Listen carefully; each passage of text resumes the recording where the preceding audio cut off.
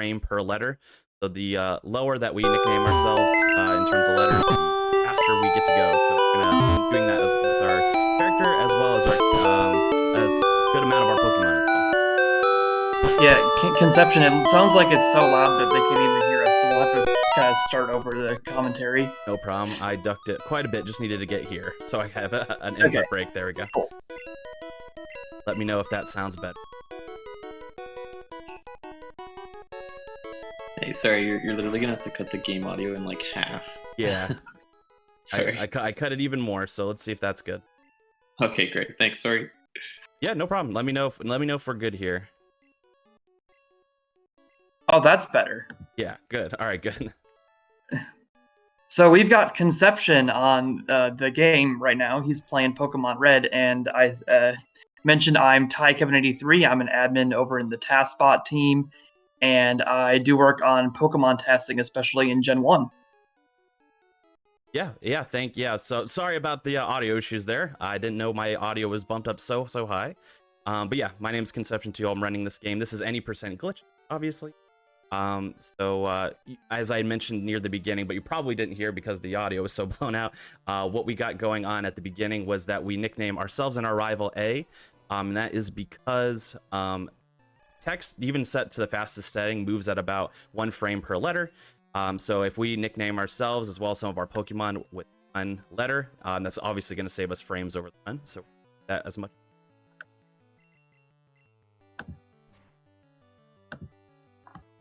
Go. Then obviously we pick Squirtle. That's going to be our fastest option as well here. Obviously, if you've played this game before, as I'm sure a lot of you have, our first gym battle is going to be Rock. Squirtle is going to give us Bubble by level 8. So that's going to be the fastest amount of time we can get to a move to defeat Rock Pokemon. So that is the choice for Squirtle. The Squirtle is not going to be the Pokemon running with the majority. Yeah.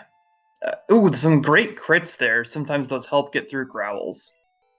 Yeah, not terrible, especially in a marathon setting. I'll take that rival fight. We did get a tackle miss there, I believe. I was still trying to mess with my settings a little bit, but that's all right. We got through it still relatively with ease. I also did take a potion from our PC in our bedroom right at the beginning of the run, and that it was just purely for safety in that fight alone.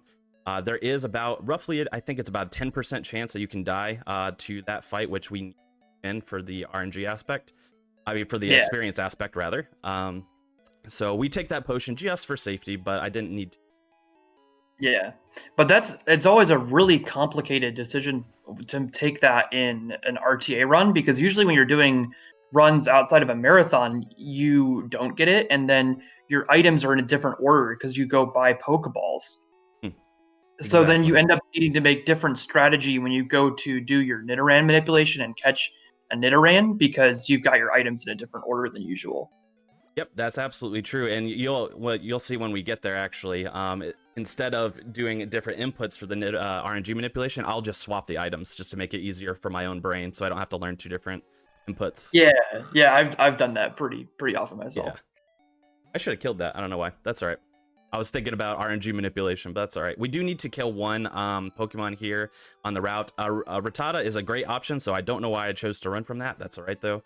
The other options we can get are obviously Pidgeys, which are a little bit slower. They only know Gust, whereas a Rattata knows Tackle as well as Tail Whip. So obviously, get some Tail Whips. It'll save us a little bit on our health.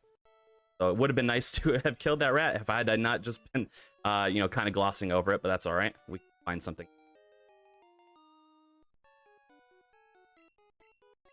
Hey, so apparently wherever you adjusted it to the first time was perfect. Okay, so go up it's a little bit bit too more. low now. Okay, Yeah. all right. Let's find this balance.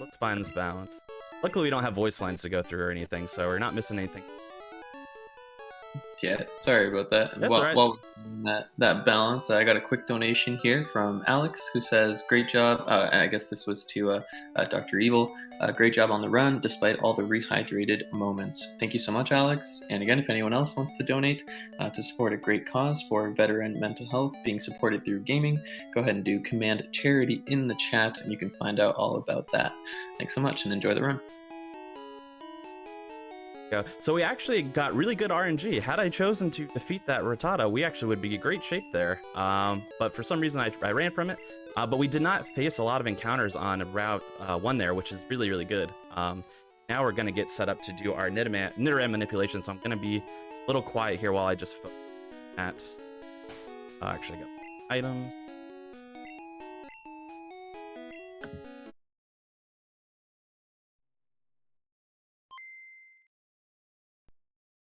Yeah, Conception would have preferred to kill one encounter, but now he will be needing to get experience later. And that's just so that Squirtle will get to the correct levels to get a water move bubble before Brock.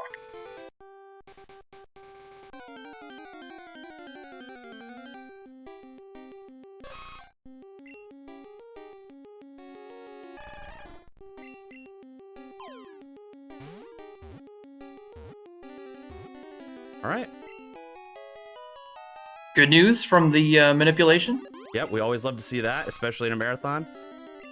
It's the only manipulation that is crucial to the run. We do a few other RNG manipulations here in the run, but mostly that is just to save time. If they fail, or even if I chose not to do them, which I'm going to, but if I chose not to do them, it would just be slower as opposed to crucial. But that one is absolutely crucial. But what we end up setting up there is you probably noticed I saved and I reset. And during that reset, I'm actually holding specific inputs directly on the loading screens, as well as the idle screen and things like that. That's too bad. I'm still gonna, why not? And that is basically setting up our perfect RNG seed that we are looking for. So what we do there is we not only set it up to catch a Nidoran specifically, at level 4 and all that, but it's actually a Nidoran with the most ideal stats that we could get for in respect to how much time it takes to get it. So it's basically what we call a god Nidoran. Excellent stats all the way around, almost perfect, I think, besides defense, which is just slightly below perfect. Besides speed, I believe. Okay, speed. Yeah, I knew it was defense or speed. I couldn't remember what we got there. I decided to walk through that patch of grass before we entered Viridian Forest here for a couple reasons. One, I still do need an encounter, and I took a little bit of a risk fighting that Weedle because I could have got poisoned, but it was fine. We didn't even get attacked, which was great. The second reason why I chose to is that I could have encountered a bird Pokemon there, in which I do need to catch a bird Pokemon before long, because that is going to be a Pokemon that we're going to use life with. So if I had gotten a bird Pokemon there, I would have caught it. If I gotten anything else, I would have just defeated it, which is exactly what I did. So no harm, no foul. We still at least got our defeat going. So after we complete this Weedle fight here, we are going to be level 8. Yep, in the RTA run, they can do this getting any encounter and Weedle, but in the tasks, we have to get the highest level Pikachu, the 1 in 100 in the forest, so that we can be an even higher level when we fight Onix. Yep, exactly. Just some cool nuances with the experience routing. Yeah, which is exactly... like Go ahead. In RTA, they'll do the level 4 Nidoran, and in tasks, we do the level 3 Nidoran, because otherwise Nido gets too much experience. And in Gen 1, you have to get exactly to a level in order to get the move learning from that fight.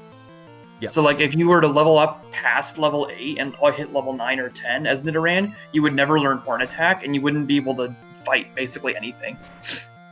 Yeah, that's correct. I have seen some people who are learning the run, for example, if they struggle to get through Brock's Onix, and the Squirtle feints, they try to take it out with the Nidoran, and they're like, oh, awesome, I can keep going. But that is not quite the case, because you're going to overlevel your...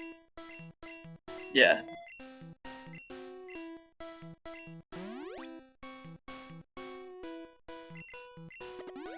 All right. Awesome. So, yeah, that fight didn't go particularly well. Ideally, what we like to see there is we tail whip twice, and then we tackle 4 times in order to defeat that Weedle. A couple things happened there. 1, I got poisoned, which happens often, which is why we pick up the antidote before. 2, I got a crit, which actually hurt my chances. So I tail whip twice in order to weaken the defense of the Weedle. However, when you do a crit on a Pokemon, it ignores all status buffs. So it actually ignores the double tail whip I got and just crits on my base damage. So it actually, which actually is less than if I had tail whip twice. So that crit actually made it turn into a 5 tackle fight instead of a 4. So a little bit slow. Yeah, but that's all right. even worse than a useless crit, because the crits in Gen 1 can do as little as only 50% more damage when your tail whips are like super useful. And then you'll notice immediately post-fight, what I did was I healed up my Squirtle, which is going to be useful. That was more for safety. I probably could have kept it at that level of health anyway. It was pretty high. Yeah, and I liked that getting the early mart for all the extra potions. That's a really good play when you're low on potions out of the forest. Yep, exactly. Obviously healed off my poison as well, and then we swapped Nidoran to the front so we can do some basic, swap leveling here. So we have Nidoran out front for the very beginning of the fight, swap to Squirtle immediately, so Nidoran can get pretty standards. Yeah, you very rarely see swap training, but there's this really unique situation here, which we already discussed with the possibility of leveling too much, and you need to swap train on Brock.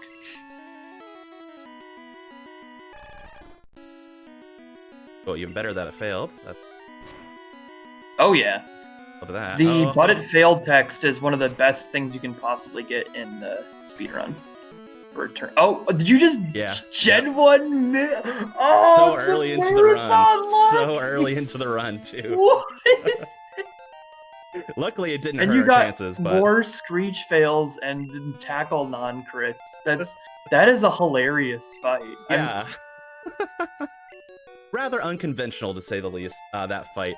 So let's talk about Gen 1 misses a little bit. So yeah, we should probably do that. Yeah, it's a unique thing that happens in this game. So there are moves that are 100% accurate, Bubble being one of them. Lots of moves are 100% accurate, in fact.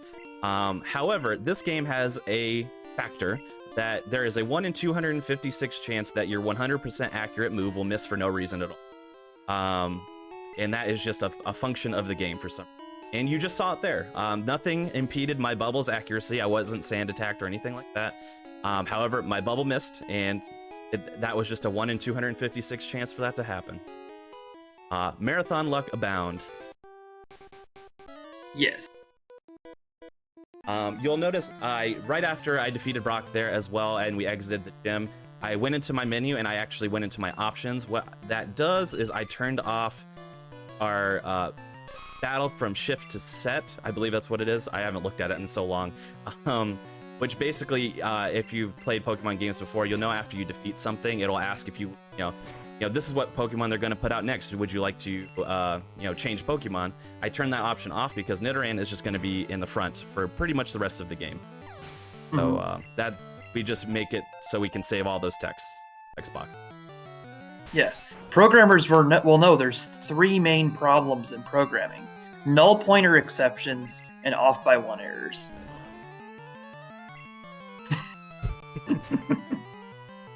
And you can see, we're kind of tanking a little bit here. Oddly enough, so this is a bug catcher. He's got Caterpie, Weedle, Caterpie. We get to talk a little bit here about something called badge boost.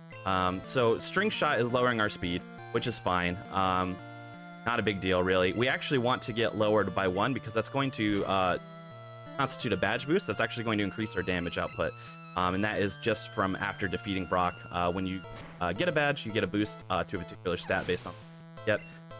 So now that my speed was lower, then I had a boost to my abilities that actually helps our damage. You probably could explain that better, but that's basically what's happening. Yeah, I think you basically nailed it. It's just anytime one of your stats is changed, even your accuracy. Now, this is like a little bit of a complex situation. If you use an X accuracy, it doesn't change your accuracy stat. It removes the concept of accuracy from your Pokemon for the duration of that battle. If you have your accuracy or like evasion stages modified, though, then that changes things, and that will give you a badge boost. Unlike, so if you use an X-Act, doesn't give you the badge boost bug. Yep, exactly. And we will be dealing a lot with accuracy later on in the run, for sure. Of course. So This Shorts Kid is a little infamous here. We call him Shorts Kid because he mentions he likes shorts, they're easy, very yada yada. He's got 2 Pokemon, which are Rattata and an Ekans. The move that you don't want to see is the move that I saw first, which is Wrap. Wrap is fine. It's not going to kill us necessarily. We got it twice, of course, but it's really slow. So in Gen 1, when you're wrapped, you cannot do anything. You have to wait until the wrap cycle is over, which could last between 2 to 5 turns. So it just immobilizes you. In later gens, you're able to attack through wraps, but you cannot in this gen, and it just slows us up if we get, wrapped, which I got twice. So marathon luck indeed. Yeah, I like to call that guy Eminem because he's the rap god. The rap god. All right, I got a new name for him. Shorts Kid is gone. Eminem it is. Well, he can still be Shorts Kid, but his Ekans is Eminem. There you go. Perfect. I love it. All right, so this trainer is relatively uneventful. It is unfortunate that we got string shotted twice here. We're going to be slower than which is not at all dangerous, but it spams Harden. If we had gotten to go first, we could have gotten an attack off before it increased its defense. So now we will likely have to take an extra turn here in order to get its health down. Unless we get a crit, of course. So we'll see if that happens. And it's not as punishing as it could be because of the way that the badge boosts are helping us. So even though we got slowed by the string shot, we did get the benefit of the badge boost bug, making our attack stat higher. Got the classic useless crit there at the end, which was... And, well, that crit is still kind of useless. If it had taken the Caterpie out, then that'd been great, but, sure is the 2-shot, I guess. I think it was insured with all the times I was screenshotted anyway. But yeah, the Metapod is faster than us too, so same issue. It spams Harden. Would have liked to have gotten an attack off before that, but just slows us down a little. Yeah, we level up before this last Metapod, so all of our badge boosts get cleared, and now it's just straight up worse to be slow.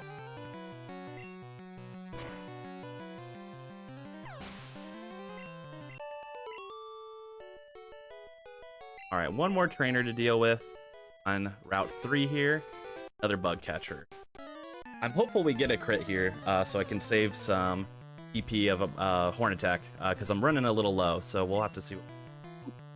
So which Mount Moon manipulation are you going to be doing? Are you going to start inside Moon, or are you going to start from the Route 3 grass? I do enter Moon, so okay. I'll enter Moon and dip there. Yeah, I honestly use the same one myself. Yeah, that's the one I learned first, and I know, a lot of, especially the top runners will use a different manipulation that will start shortly after I defeat the but that was the one I learned first, and I just have not wanted to learn the second one yet. And it's, there's a negligible difference in the route that I run currently, so it's worth it. Yeah, that helped. That helped for sure. Feel Smart Man, that's the effect where when any of our stats get changed. So, for instance, if we get string shot and slowed, or if we get leered and our defense goes down, then any badges we've already gotten, like the attack boost badge from Brock, get multiplied again. So they give us a 9/8 boost to our attack by default, but then there's a bug and causes us to get another 9/8 attack.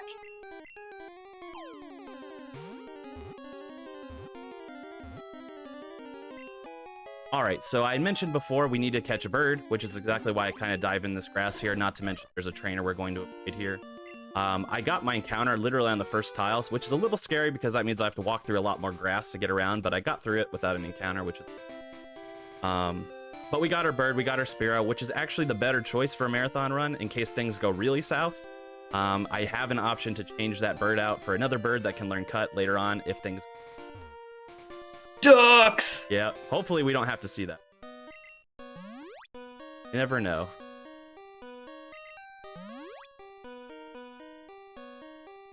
Alright, and then I'm gonna focus big time on this manipulation.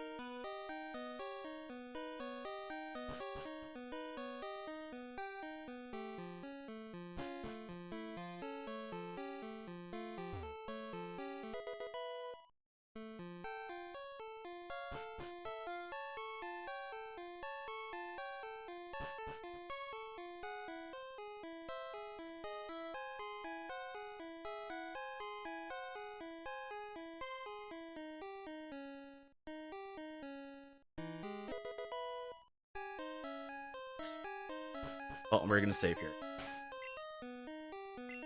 Accidentally messed up my movement a little bit there.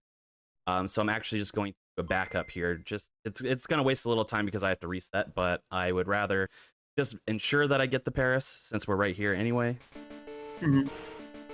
Yeah, this shows the value of knowing backup strategies for a lot of these things, because even though the manipulations are really powerful, it is pretty difficult to hit them every single time you do a run.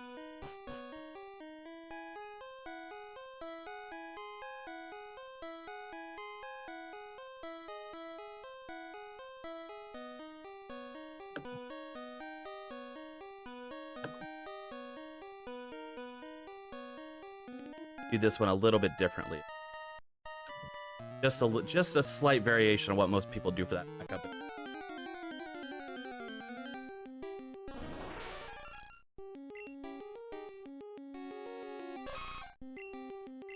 That might have.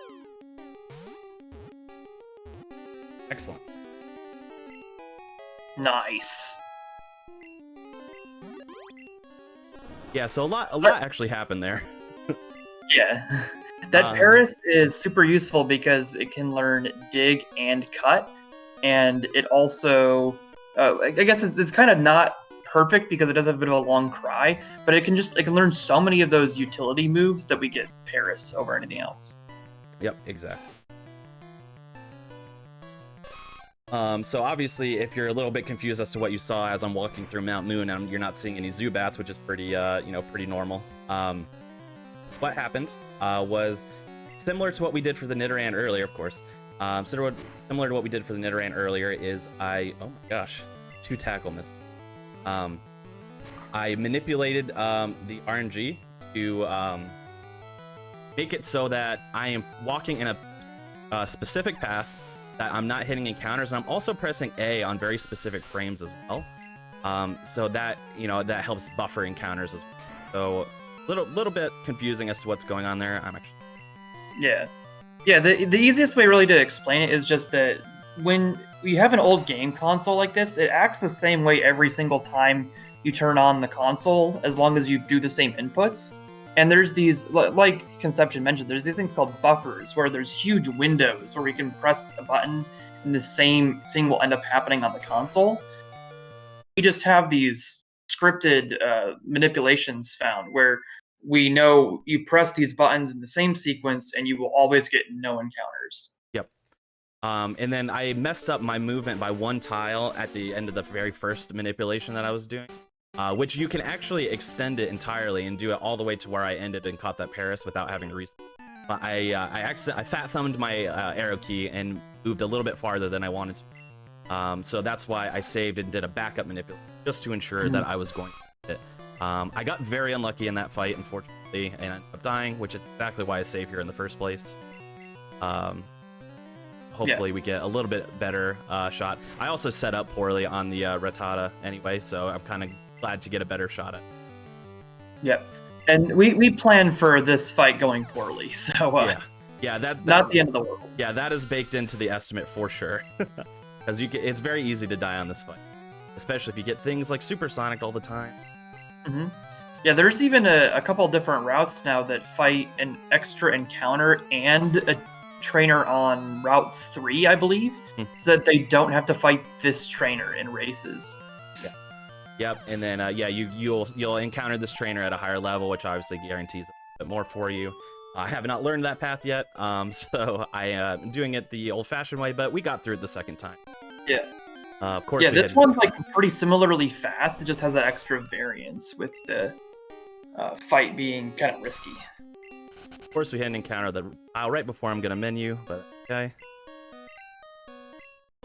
All right, so we're gonna do an extended menu here. We're going to use the rare candy that we picked up to evolve our Nidoran into Nidorino.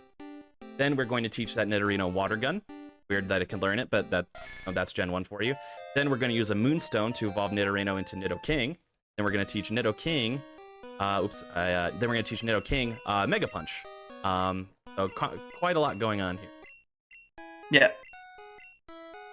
And that just gives us like the most powerful Pokemon we could possibly have at this point in the game. Nidoking, tier 3 evolution with only level 16. We're only 25 minutes into the game. It's just gonna destroy everything else we could be fighting. Exactly.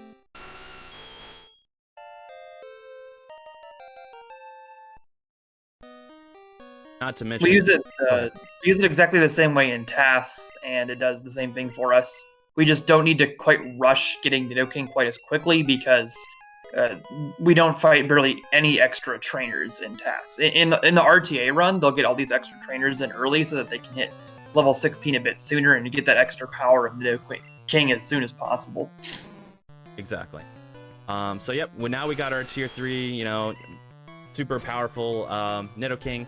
We're going to be using Mega Punch quite a bit in this part of the run. Now, Mega Punch is a very interesting move.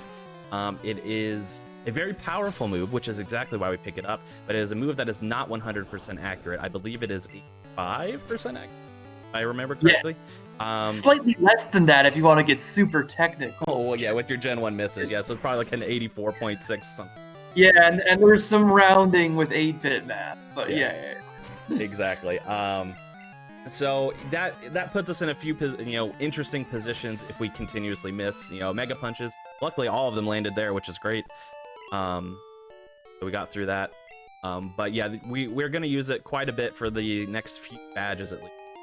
And it can yield some interesting results. We'll put it that way. We pick up Helix Fossil simply because it's the quickest to do. And as opposed to making the NPC walk extra tiles to go around us and have him pick Helix. So pick Helix because it's fastest, and we get out of Mount Moon as fast as we can. And we are free.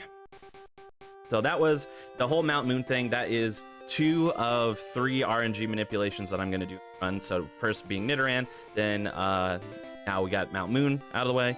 And we're going to do another one in just got some time.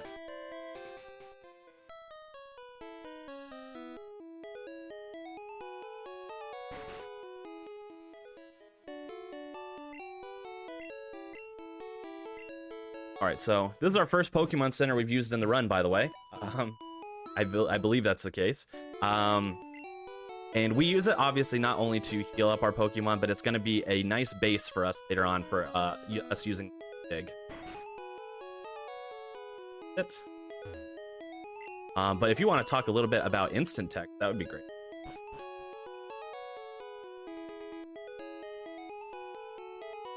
Still with me?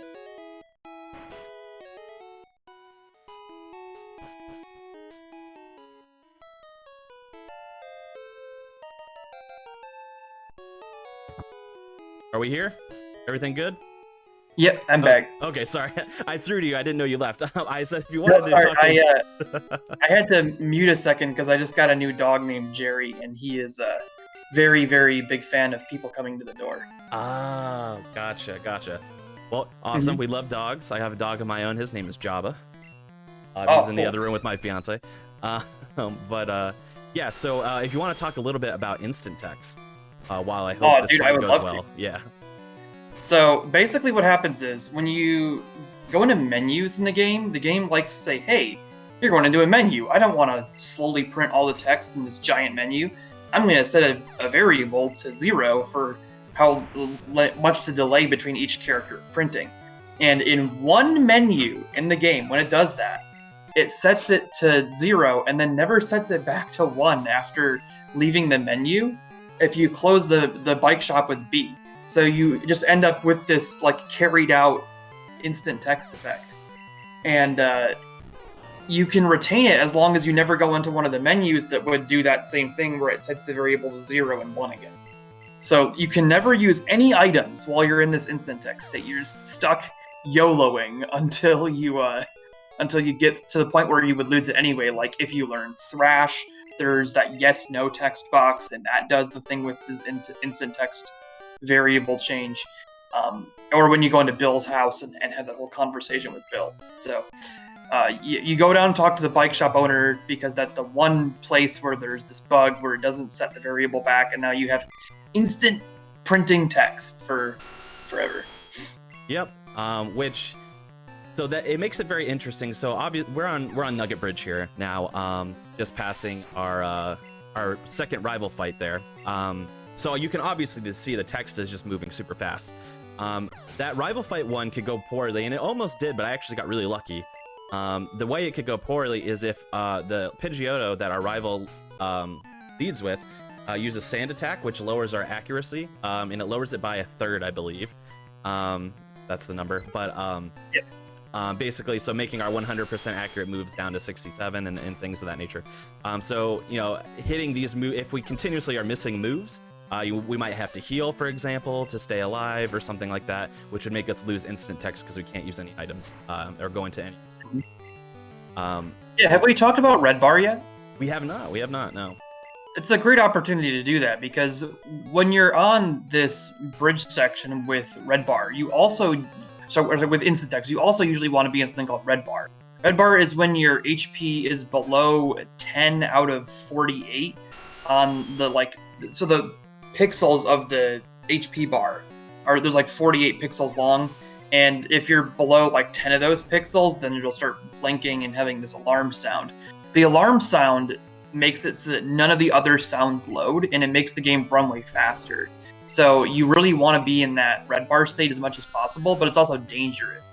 So when you're doing, especially like regular runs outside of a marathon setting, this is often the most dangerous section of the run because you're wanting to be in low health below like 20%, and with this instant text where you can never heal. Yeah, exactly. So a lot of runs, especially at the top level, can die here, I should say, because they want to make it as optimized as possible. Obviously, in a marathon setting, if I don't get red bar, whatever, I'll take the time loss as long as I'm still alive. That's all I really care about at this point. So exactly. So we'll you take might what not we get. force red bar. Yeah. Which I definitely won't, because my health is really high actually right now. I'm used to it being lower in regular run. Mm-hmm. That's perfectly fine. It's very safe, so we like safety. Safety's good. Yeah, and now you have safe instant text. Yeah, which means that I could keep instant text for pretty much this, the Nugget Bridge, and then the route that we're going into above. Well, pretty much the whole. Really is gonna eat to horn attack here, but I'm going to save some PP on Mega Punches potentially, so I might be able to skip the center if my health. Which we would do in a non-marathon setting anyway. I typically will take the Pokemon in a marathon setting. Safer, but I might not have to, depending on how lucky we get. Kai Hale, to give an example of that, when we do the TAS of red is an hour and 29 minutes, and the fastest human run is an hour and 45 minutes. So having red bar perfectly through the whole run saves like 5 to 10 minutes out of that 16-minute difference. And there's so many places you can get it too. Even at a human level, there's a lot of places that we want to use red bar as much as we can. Obviously, RNG is a factor into this heavily, but I'm sure even I've watched the tasks, and you know there's definitely more opportunity for red bar than even what would be humanly normal. Just based on all of the favorable RNG programmed into the task. So the red bar saves a ton of time, on the order of several minutes. And as we said, it's when your Pokemon's health is below about 20%. Yeah, that's the rough mark. You will get to see it at some point, guaranteed. Hopefully, you'll get to see it sooner rather than later, but you will see it at some point. You'll get a sense of it.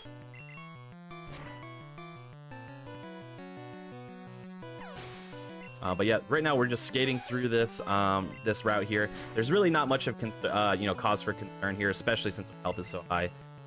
Water gun that we taught earlier is obviously very useful on that Onyx, so why we use it. Not to mention upcoming trainer who has 3 dudes. So that's kind of what we utilize water gun for briefly. We're actually going to teach over it pretty soon after this. Then yeah, we just basically skate through everything in hopes that whenever we use Mega Punch, it hits.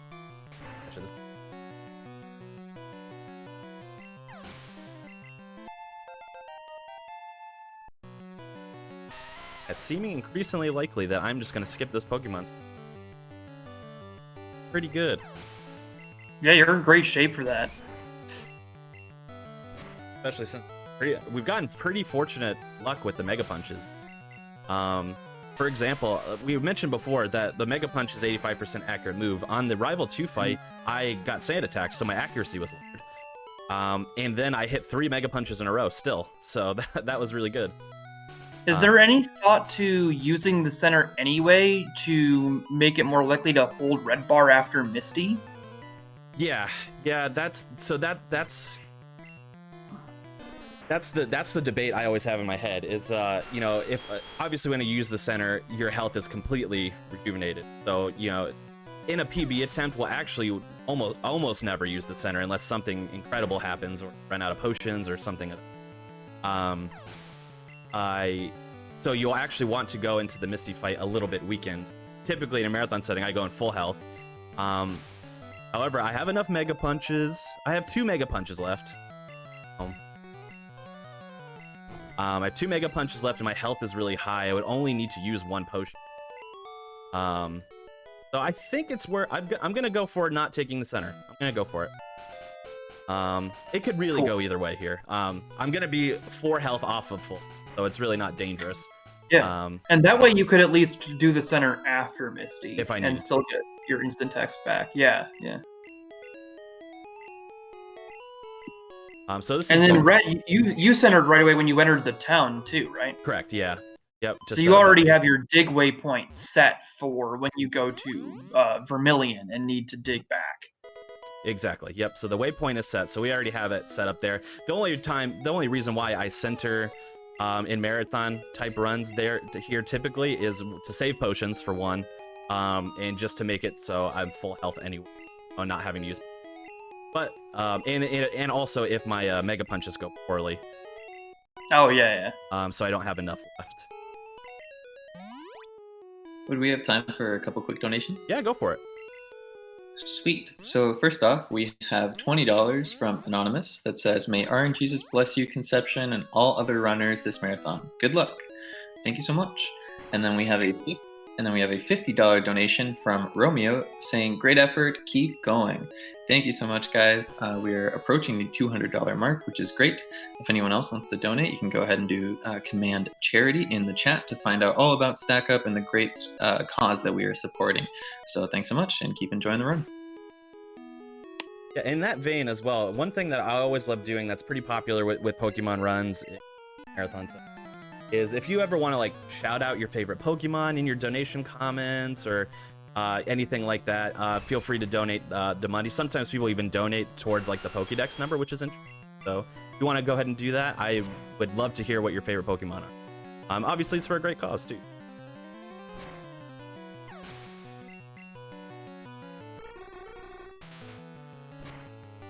All right, so we kind of weird. We're able to use escape rope out of Bill's house there. Just because you can, for lack of a better explanation. You're just able to, so we do. And that gets us back to the Pokemon Center rather quickly, obviously. We get instant text again, because we lost instant text due to me having to learn Thrash. Because you have to answer yes or no to move it, which is technically a menu, so instant text was gone at that point. So we pick it up again, and then we go fight that Dig Trainer, mainly to get some more experience for Misty. We want to be a level 25 by the time we get to Army.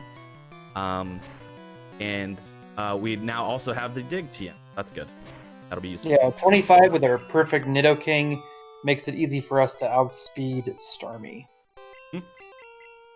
Now, it makes the fight quite a bit safer with that outspeed. Yeah, especially since my health is high. Well, now I have the very fortunate luck that I get X defend more than anybody I've ever seen in this game, which is like one thing that can make the fight complicated. But it's still pretty safe because you could just swap out and get instant text again, especially in a marathon setting. It just wastes a little Bubble Beam is the real scary one. We didn't get X Defend, which is good. Water Gun is perfect. Water Gun is exactly what you want. Water gun is amazing. So pretty textbook Misty that went on. I was a little nervous that the trainer we fought before Misty was a Goldeen, and it has Supersonic, which it used. Luckily, it missed. Good. But that's like the one thing that can make it, that fight a little bit worrisome. That Goldeen also knows things like Peck and Tail Whip as well, so it could have used any other move. Or I could have crit it and killed it in one shot, all kinds of. Supersonic is the one. We got by. Yup. So we are through Misty. That's 2 badges down. And we still have instant text, and I didn't have to get it again, so that's great.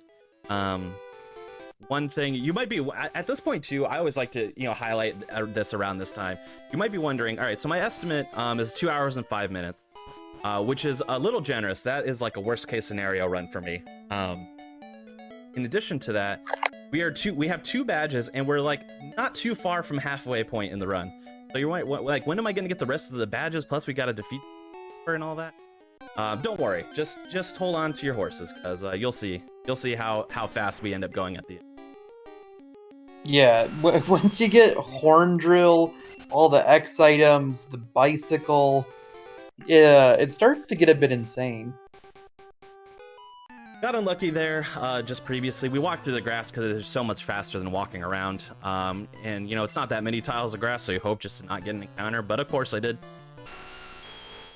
But, yeah. Yeah, and you don't want to see any of the trainers, of course, in that area. Yeah, of course. Yeah, we walk explicitly around in that second patch of grass to avoid that bug catcher trainer over on the right-hand side. And then we only fight these 2 trainers because they're blocking our way into...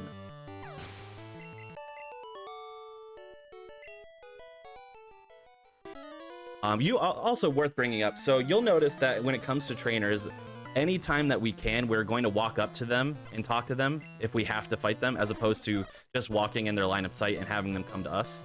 That is because NPC trainers like that move at about half the speed we do.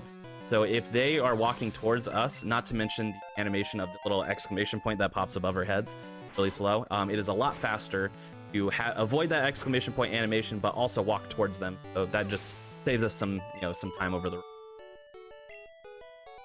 Mm-hmm. And getting good NPC movement. There's these little NPCs that when you're just walking around will be directly in your path. There's one in Cerulean, 2 in Cerulean really, and then that lady there as I'm walking into Vermilion. And both times that I encountered those movement blocking NPCs, they moved for me, which never happens. So they're blessing GSA with the luck. We've also been blessed with a $50 donation from Ivan Iglesias, who says, "Very noble purpose, keep going." Thank you so much. That's very, very generous. Yeah, excellent. Also, A+ segue there. That was awesome. Thank you, Craig. So we are on the SSN. If you played this game as a kid, you might remember all the exploration you could do, popping in and out of rooms and fighting trainers and getting items, and we're just not going to do all that. I'm sorry, it takes too much time. So we come directly to the end where we fight our rival, and then we talk to the cut master afterwards, and you just go fast. And by directly to the end, you really do mean the end, because you have to walk an extra tile to give room for the swag Gary walk to be shorter as he leaves the room. Yep, exactly. I got a little unfortunate luck there, and my health was high enough that I could have risked it, but why take the chance? We got sand attacked by Pidgeotto, especially dangerous in here because at this point our rival has a Kadabra. So it's if we had went to attack the Kadabra, it missed, and it hits us with a psychic type attack move, we're pretty much Dunsky. So I choose not to take the risk there. The good thing about Kadabra is that it's kind of a glass cannon. Very powerful attack, very low defense. So if we can get a powerful physical attack move on it, it's going to go down pretty quickly. However, if I missed, then I probably would have died. So not worth the chance. Yeah, there's a great difference here between the red and the yellow routing, where in yellow you actually need to teach Bubble Beam early because there's a Sandshrew on this Gary fight, but in the red version they do not have a Sandshrew on Gary yet, so he does not need to be you don't need the Bubble Beam for that fight, and you can just use Thrash for the ending. Yeah, which is really good. The obvious, so what I did to avoid that is I swapped out to another one of my Pokemon, let the Pidgeotto take it out, and then swapped back to Nidoking.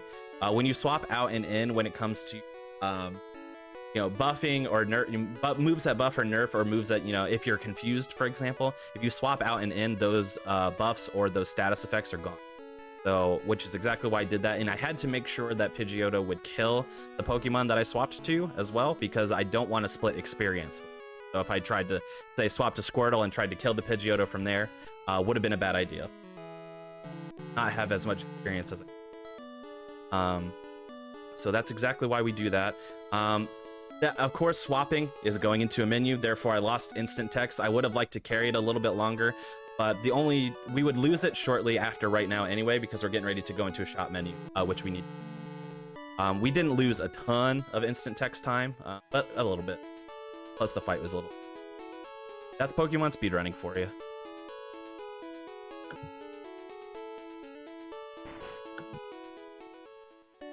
All right, so in this route, so there's a lot of variation as to what people do here in terms of this running community. What I'm going to do, and what I think, in my opinion, is most marathon safe, is I'm going to get 4 repels here, 4 paralyze heal. And that is just because there are certain Pokemon coming up that will cause us a problem and potentially paralyze us. So those are obvious safety. There's a variance into how many of those, each of those items that people grab here. That is what I grab personally. And we're going to teach a series of moves to, we're going to teach 1 move to Nidoking and then 2 moves to Paris. And we are going to save for our 3rd and final RNG manipulation of the... And the easiest one. By far.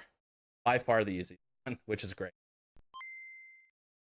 Now, another great point about Paris as a friend for all of our moves that we need to dump, the cut and dig. He didn't need to overwrite any of his existing moves. Paris starts out with only 1 or 2 moves, so he has 2 free slots, and you don't have to do any overwriting with the cut and the dig teach. Excellent, nailed that one as well. By far the easiest one. So like we'd mentioned in previous RNG manipulations, it's not only the inputs that you do as the game is loading up and you're going into your save file, but it's the inputs that you do afterwards as well. But there's so little movement from where you go into talking to, or just cans in there, that we don't have any A presses really besides clicking on the cans. So it's a very, very simple RNG manipulation. Yeah. It's so short that people have even theorized about trying to manipulate the beginning of this battle through it. And it's difficult, but there's good reason to look into it. Yeah, especially so my health was high enough. So my health is at 33 right now, which actually caused me to bubble beam the Voltorb there in hopes. The reason why I do that is typically that is a 2-turn fight when you bubble beam it. I of course got the crit, making it a 1-turn fight, which is a little bit faster, but it doesn't set us up for exactly what I wanted to do, which is I was hoping that Voltorb would attack me with a Sonic Boom move, which does a flat 20 damage every time. And that would get me into that red bar state potential, or at least closer to that red bar state than we were before. But we crit it, which saves a little time, I guess. And it also makes makes those later fights safer. The other option, if your health was already low, is that you would thrash the Voltorb, which you would kill in 1 shot. However, you would have to hope to get a 4-turn thrash, or get confused and swap in and out, obviously. Thrash is a move that can last 3 or 4 turns in Gen 1.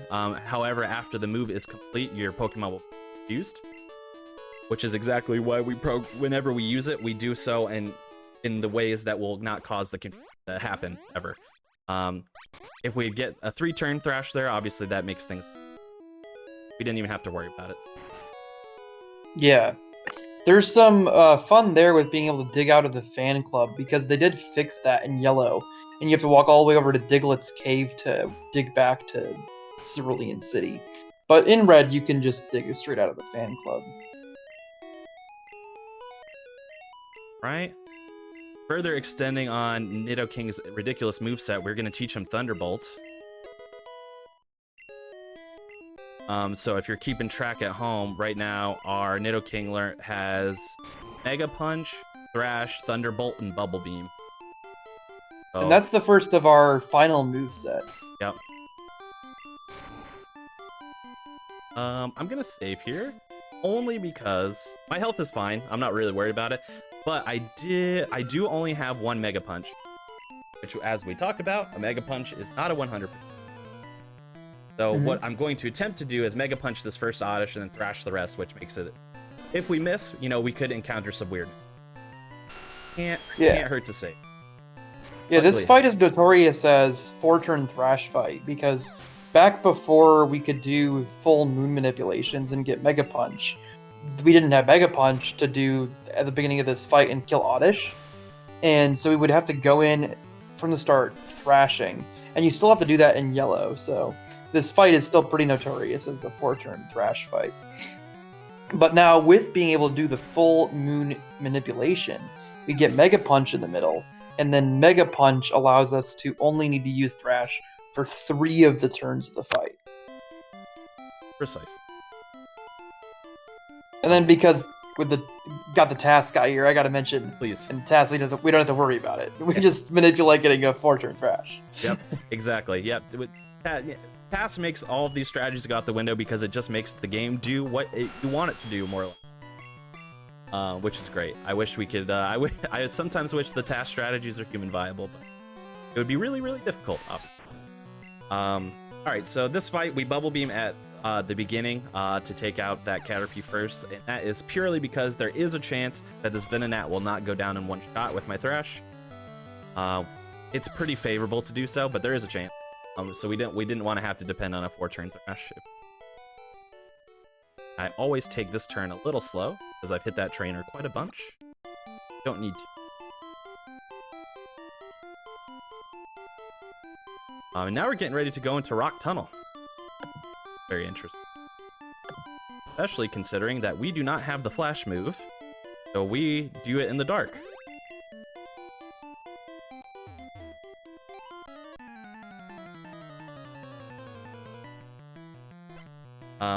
Flash is an HM move. It's not a move that we have at the moment. So it makes it so luckily there's enough in Rock Tunnel that we can see. So we just navigate through Rock Tunnel basically based on memory. You know, you kind of learn how to do it. But yeah, even if we wanted to get Flash, which is obviously slow, what we would do is we'd have to go and we'd have to have 10 Pokemon caught, I think, for fun. And then we'd have to go through Diglett Cave and stuff like that. It just is way out of the way. It's not ever worth it in terms of going fast. So it's just easier to learn, kind of memorize where trainers are and memorize the path through.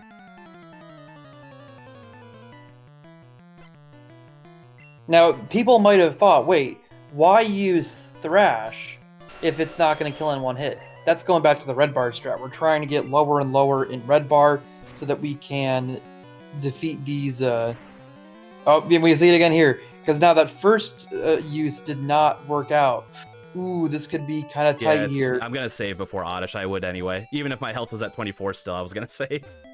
Okay. Yeah. So now this is on a knife edge here, but it's so much faster to have red bar through this section that it's worth forcing this low HP. And yeah, now we're going to save, and we will hopefully not die. Yeah.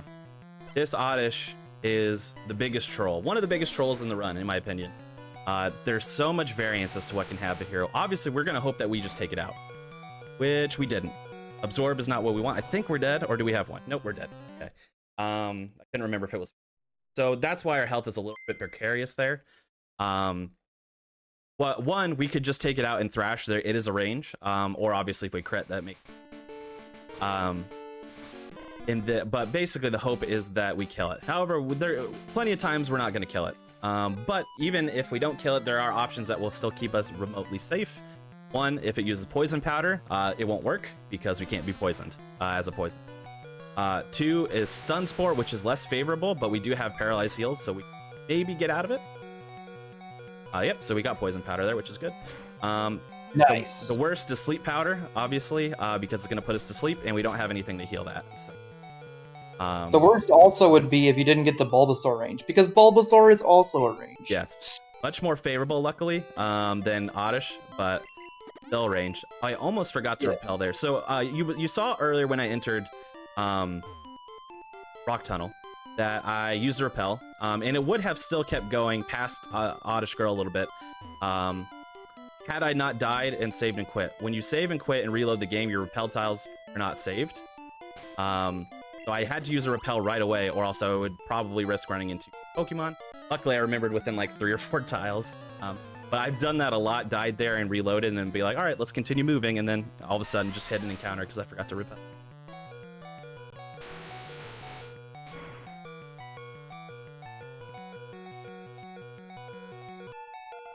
This trainer is nothing. 3 rock types. We have Bubble Beam. Does not affect this whatsoever.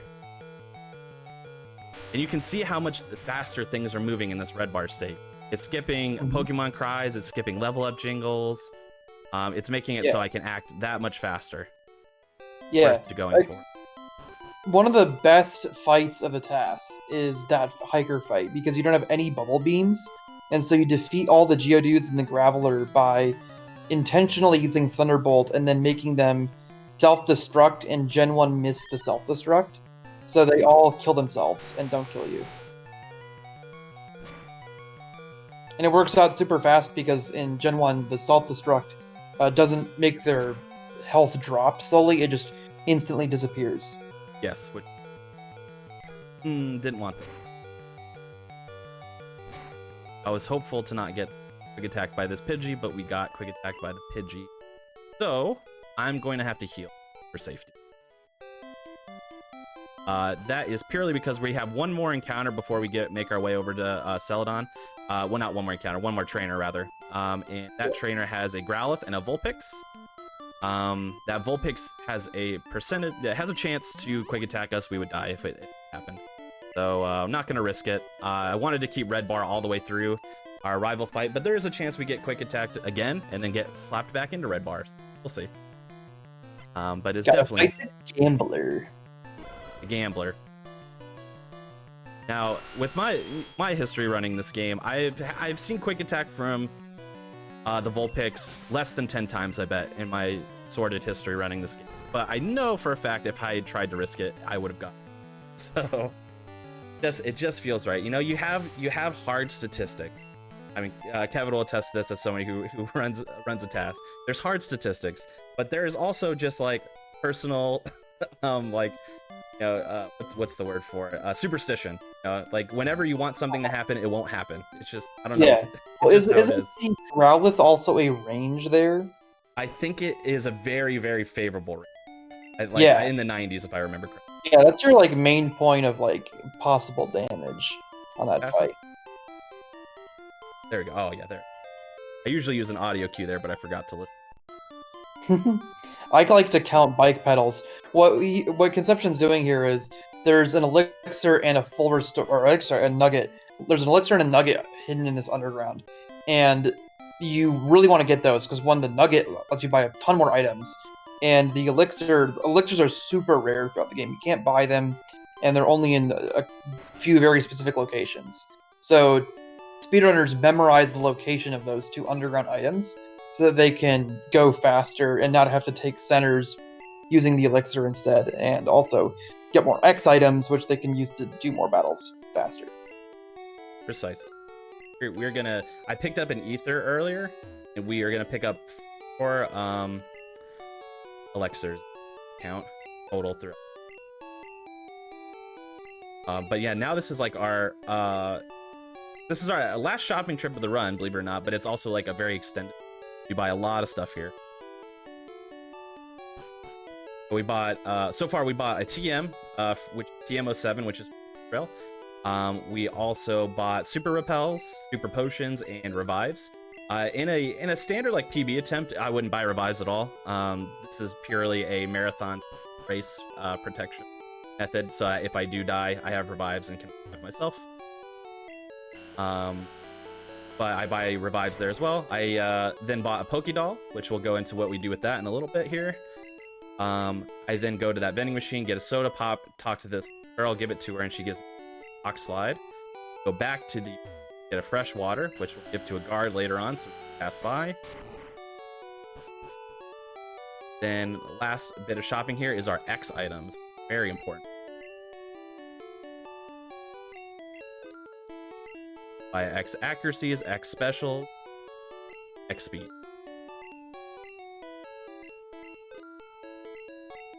That is our shopping.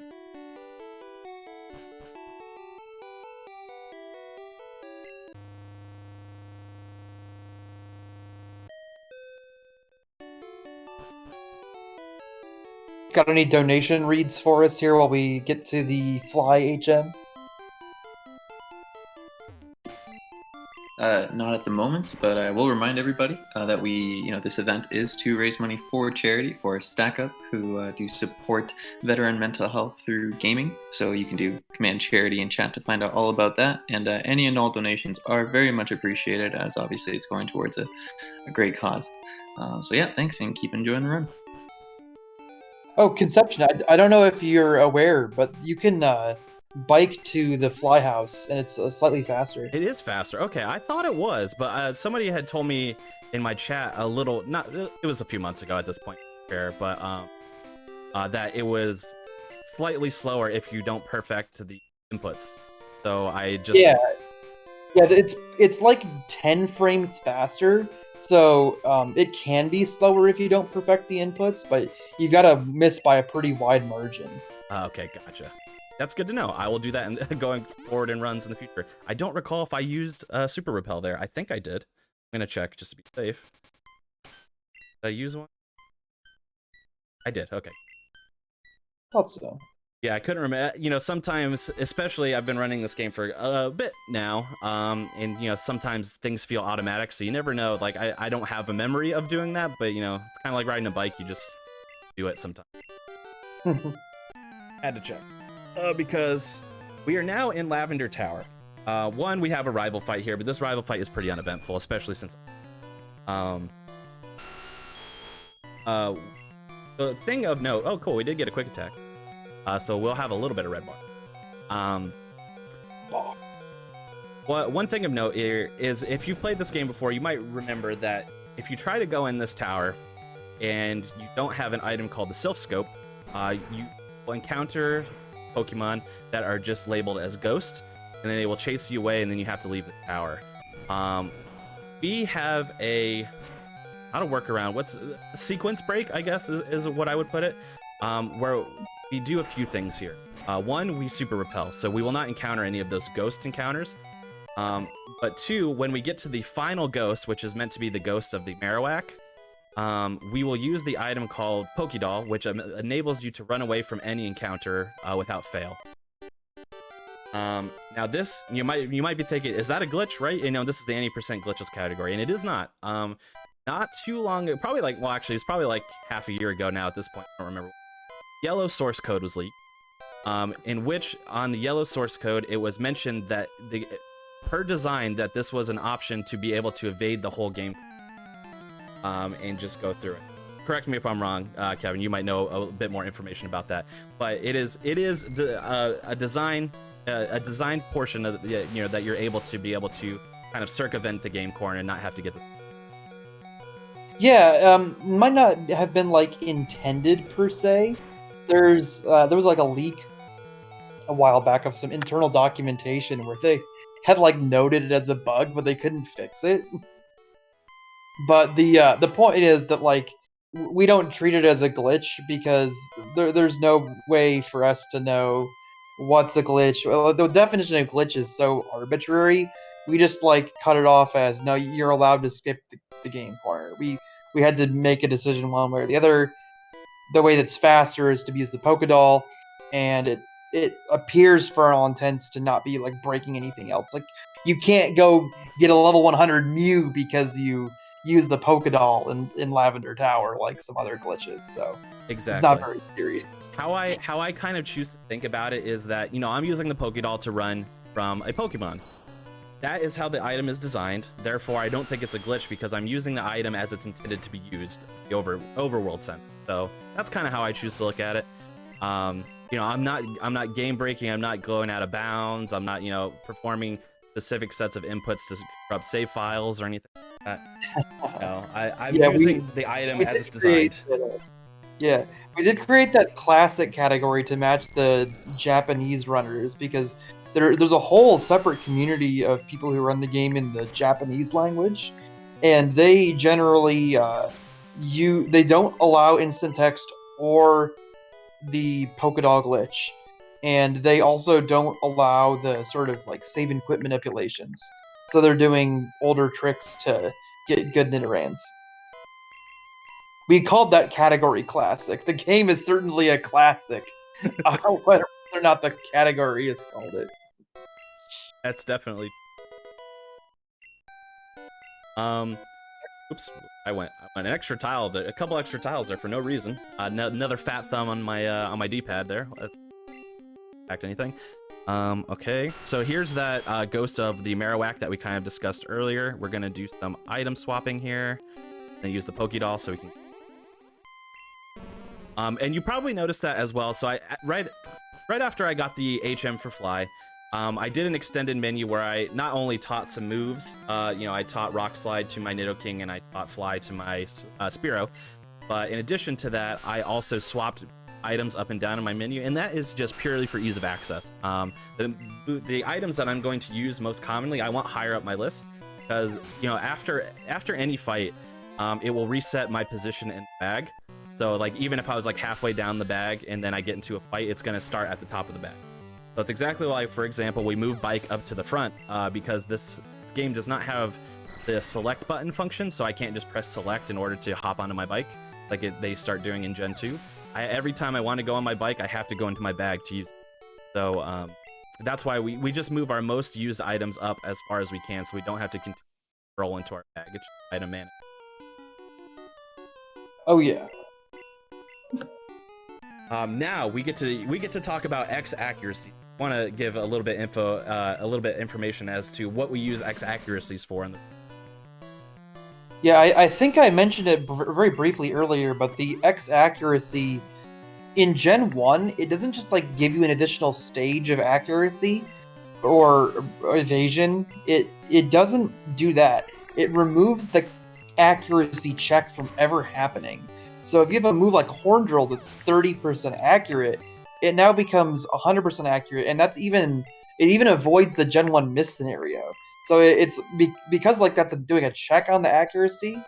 Still, with 100% accurate moves, it's like it doesn't even do the check. So we always hit Horn Drill in every move after we use X accuracy. So you can see how we're going to kind of exploit this. If you're not familiar with Horn Drill, it will kill any Pokemon no matter what, as long as. So that you can understand how we might exploit this a little bit going forward in the run. It's a very useful mechanic to combine X accuracy. And why we need lots of elixirs and ether, because we need to constantly be restoring the very small amount of PP that we have with Horn Drill. Yep, exactly. It only has five uses before you have to heal or use an elixir or ether to power points on.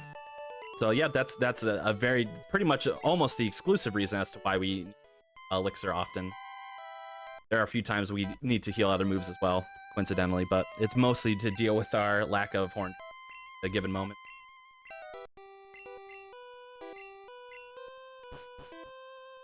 Def Mute, you can get glitches at like the first minute of the game in so many different ways that I mean you can get glitched mons in that grass in yellow and red, whatever you want to do. These games are completely broken.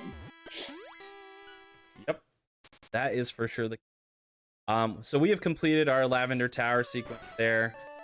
We are actually going into Celadon City's Pokemon Center to heal here, not because we need to. One, it does replenish the couple Horn Drills that we did use, sure, but our health was really great. We didn't need to. but it's mainly to set up another dig base, similar to what we did in Cerulean, because we're going to use this as like a point origin for a lot of different.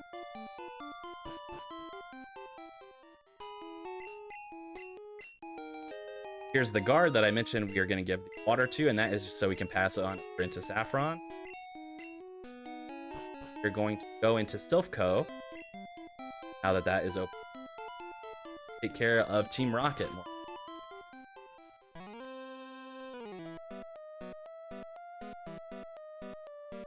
Silphco is another interesting area, another area that you might remember as a kid might have taken a while. There's a lot of exploration to it, a lot of trainers you can fight, a lot of items that can be picked up that we just don't really do any of that. Aside from Giovanni and our rival, we only fight one other trainer here.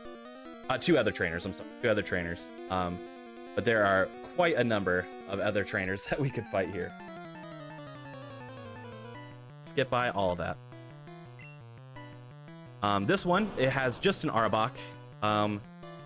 Couple ways you could deal with that here. You could use an X accuracy and a Horn Drill, which is an attack. I'm going to opt to save that X accuracy just in case. And also in hopes of getting damaged a little bit like I just did. However, the risk in using Thrash is that it could take 3 turns. Arbok does have a move called Glare that will paralyze you. We didn't see it here, but I could have been paralyzed, but that would have been fine anyway. I have a paralyze heal. Did get the 3 turn though, so a little bit unlucky, but not a big deal. We hop on that pad, hop back in order to get the card key, which is the item we need most to navigate through Silphco here.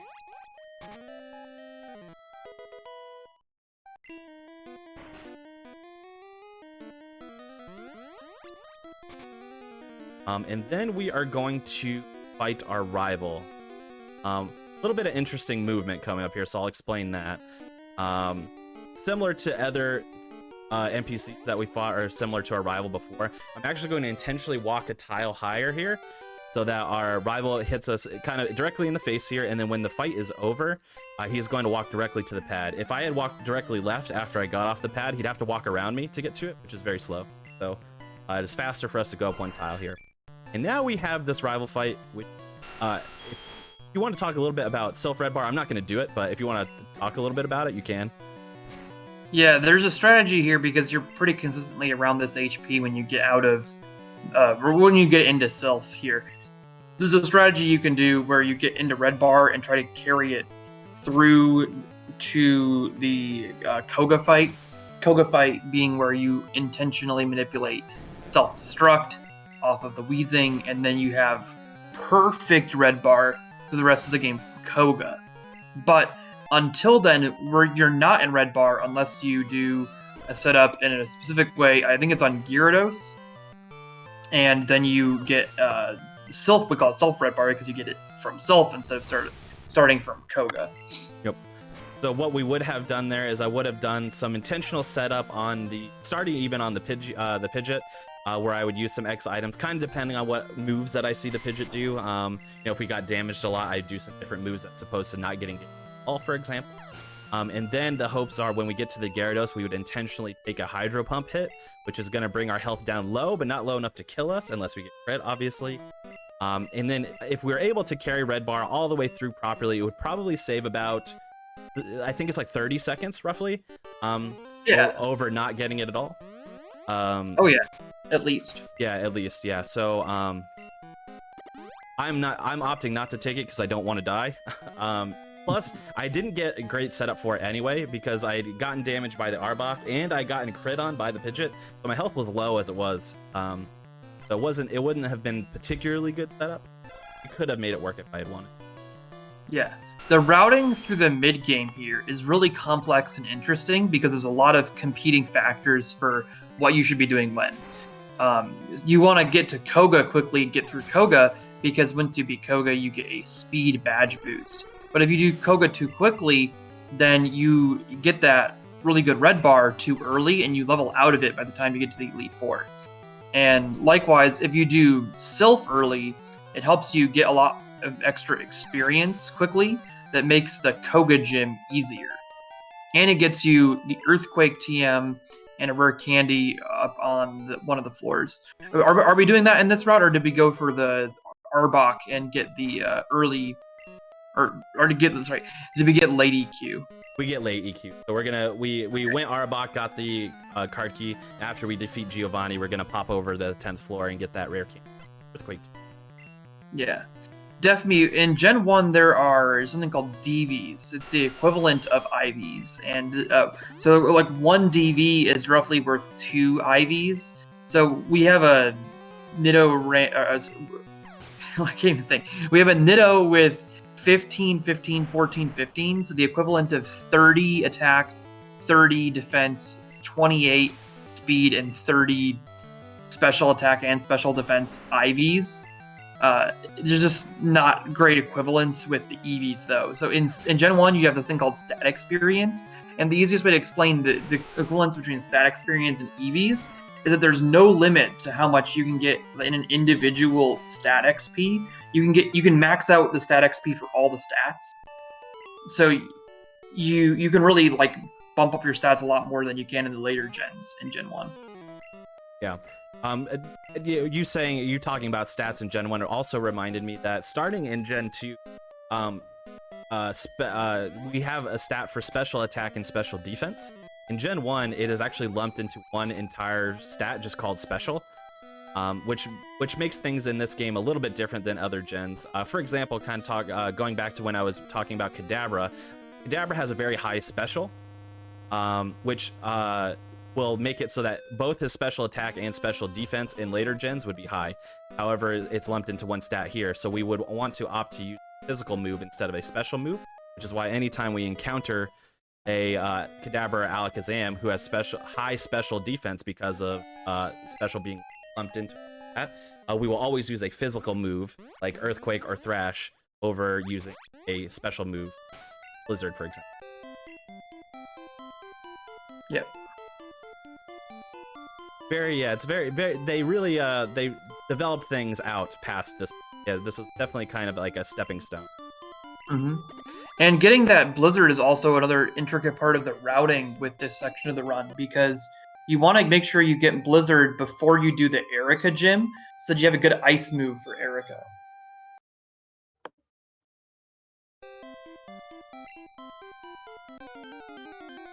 So Snorlax here. I wish I could say we do anything cool with Snorlax, but we don't. We just but we did use the opportunity, since we had to scroll, to go down to the Pokefleet to awaken to some items in our menu, as well as use a repel, though my controller is acting a little strange right now. Nope. My controller actually just have to fight this optional. Sometimes that happens with my controller. Oops. Don't worry about the aspect ratio.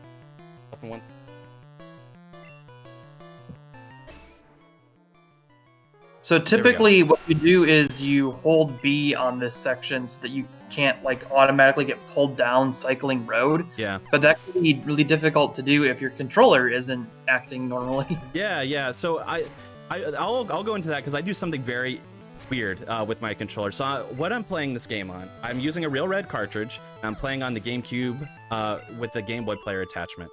So that's a common way to play it, so you're playing it on real hardware, obviously.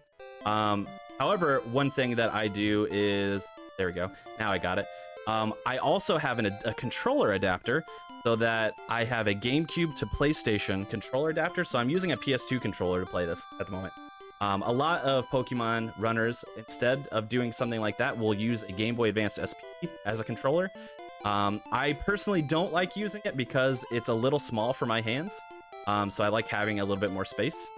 But occasionally, like what just happened, my controller adapter will just go on the fritz for a second, and then my controls will kind of swap, and up is down a little bit. It happens so infrequently that I never really think about it, but it can throw a wrench into things occasionally, like it did. But whatever, we hit another trainer. That one's a pretty easy one to kill, so it's not like it causes us a lot of grief. Just slow. We still got oops, I forgot to use the bike. We still got everything we needed, so that was good. No harm, no foul. Oh yeah, I do want to get on the bike there. Yeah, yep. Now, before we head over to Koga, we are going to head into the Safari Zone. Not to catch any Pokemon, unfortunately, but there is a couple of key items that we need to get here to progress the story, as well as, get strength here as well, which is obviously very important.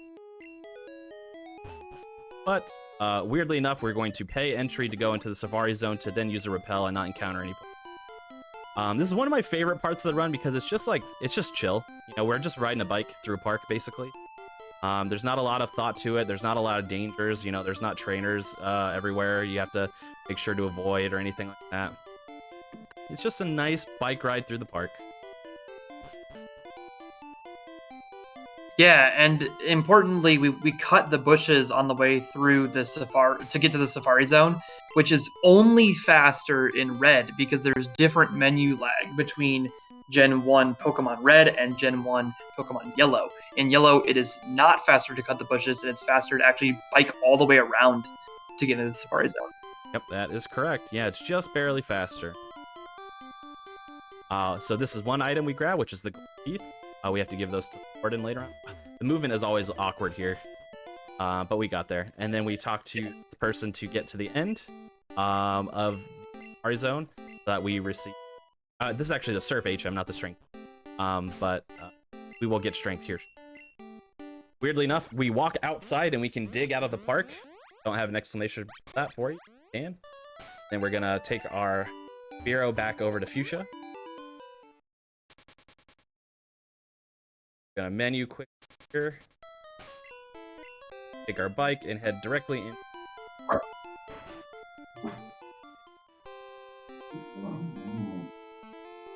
Oh, I hear that dog in the background. Yeah, and there was another one outside that he was scared of for a minute, even though he's inside. But I think he's okay for now. Yep, dogs really do be like that. They'll just bark at anything. Yeah. This trainer is of absolute no consequence. We have Earthquake now. We just straight up Earthquake everybody. The next trainer has a little bit of consequence, especially because my health is a tiny bit dangerous. It's not super risky, but I could die coming up. It's risky, just risky enough, I would say. So the next trainer has, past this one that we're fighting currently, has a Drowsy and a Hypno. Drowsy will go down in one shot. The Hypno has a tiny chance to go down in one shot if we crit it, which would be great. Otherwise, we're going to have to take one hit from the Hypno before we can defeat it. If the Hypno chooses to use Fusion, that's where things will get dangerous for us. We will probably die. But it could use any other move. Sable or Poison Gas or Headbutt. However, I'm not saving or anything because we got those revives. So even if I do die, I'll just revive. It's slow, but it's not super dangerous when you have the revives at it. Fun fact for the chat talk: while it is possible to trade a Gen 1 Pokemon to Gen 2 to create a shiny because it's based on their base stats, which carry over the same way from Gen 1 to Gen 2, you can only do it for Pokemon that are like standing encounters like the Mewtwo, because any Pokemon you generate from a wild encounter, there's these weird quirks with the RNG that make certain stat combinations impossible. Ooh, and there's a death. Yep, that's all right. That's like I said, it could happen. Yeah. But with the impossible stat combinations, it's only possible to make shinies out of standing Pokemon. It's not possible to get a shiny in Gen 1 from a wild encounter and then trade that over to be a shiny.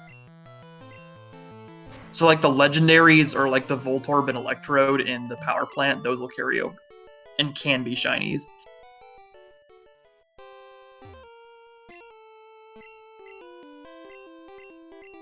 I just realized I shouldn't have used Spearow there, but that's okay. I should have used any other Pokemon. And that will matter later on. I'm gonna have to figure out what I want to do. There are a pretty good number of scary fights, Kuiki, and you might be seeing that now because Conception's having an interesting time here navigating the Koga Gym. But we know a lot of the backup strats to get through it. I know what I'm gonna do. So I was having an internal struggle here. So So I died, so I swapped to a Pokemon. I should have swapped to any Pokemon that wasn't Spearow, and that is because we're going to use Spearow much later on for another Pokemon swap in one of the and it's important that it's Spearow specifically, fortunately. So it was kind of unfortunate that that's the one I went to. But what I will do, there is an extra revive that is in Giovanni's gym, so I'll pick that up and then I'll revive Spearow. Mm-hmm.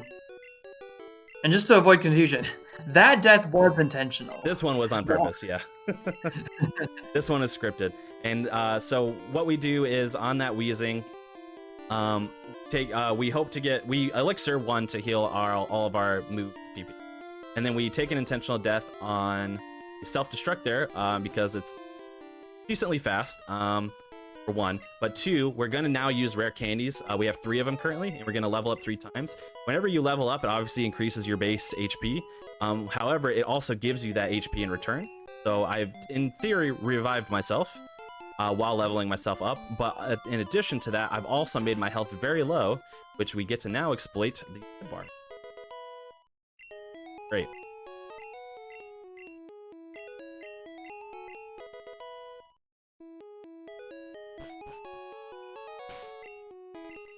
Well, just checking on Squirtle, see how Squirtle's.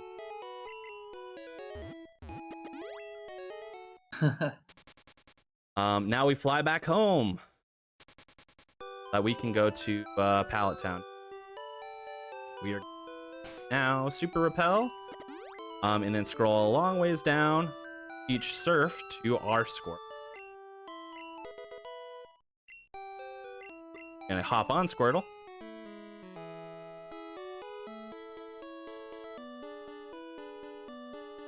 Make our way south. Now we're heading to Cinnabar. You might have remembered as a childhood crossing this vast ocean filled with Pokemon trainers, and to kind of break the illusion for you, if you surf down there and go left 1 tile, go straight down, you're just gonna hit Cinnabar. Like, you don't have to go that far out of your way. Here it is. Voila. And here we are in the Pokemon. No trainers here to fight, but we have to grab a couple of items.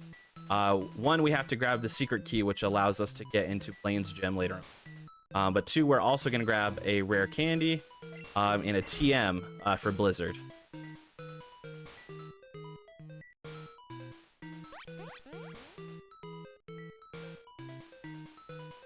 This is all just clever navigation, walking around all the possible trainers we could hit. And we actually are very, very precise with our movement here because we're going to get to this Pokeball, which is the Blizzard TM. And we actually exactly have, I think it's 1 more step before our Repel tile would wear off. Yeah, a couple. You have to make, like, I think 2 mistakes. But I discovered that with Exarian a couple of years ago. Exarian was testing the Blizzard strategy with Worcester. I think Worcester came back just to look at Blizzard and then stopped playing Gen 1 again or something. But then out of that, I was also looking at stuff with tasks and figured out, oh, you can use... I wouldn't have been looking at it for tasks, but I figured out you can just use the Repel in that bottom corner of the Pallet Town, and it lasts exactly through the Blizzard. Yep. Exactly. So that obviously saves us the text box that could pop up that says, hey, your Repel has expired, so we don't have to encounter that. In addition to that, we also have to menu anyway to teach a few moves. We teach Strength to Squirtle, and we also teach the Blizzard that we just picked up. And then, we have to Repel anyway, so we might as well. And that's a little intricacy of Gen 1 as well, that you can use repels while you have one active, whereas in other gens, I think you have to, like, wait it out for it to expire, and then it'll ask you if you want to reuse one.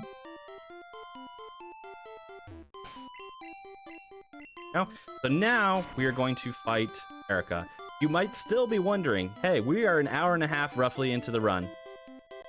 We have 4 badges. No, we still have to get 4 more, and we still have to fight the Elite Four. How am I going to do this in half an hour? But you will see now that we are kind of on a boss rush. Boss rush is exactly it. Yeah, so what we do, in the middle parts of this run, we basically get all of the story beats out of the way that we have to. Because once you get past Vermilion, it really opens up as to what your options are. So what we choose to do is get all of the key story beats that we have to do out of the way up front. Then we will just do all of the gyms back to back, more or less. So now we are here in Erica's gym. We have to fight that beauty. It's the one unavoidable trainer in her gym. Now we can fight Erica. And then we're going to take Erica out. Then we're going to hop over to Blaine on Cinnabar Island. Then we're going to hop back over to Saffron and take out Sabrina. And then we're going to hop to Viridian and take out Giovanni. So it moves rather quickly. But as you can see, our health is really low. We got the health red bar mechanic, and we are going to carry red bar all the way through, halfway through the Elite Four, roughly, if things go to plan.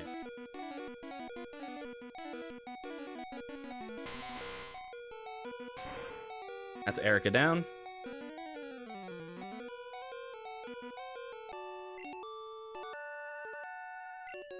I do love that Gen 1 Tangela sprite. In especially in red. In yellow, it's a little bit weird.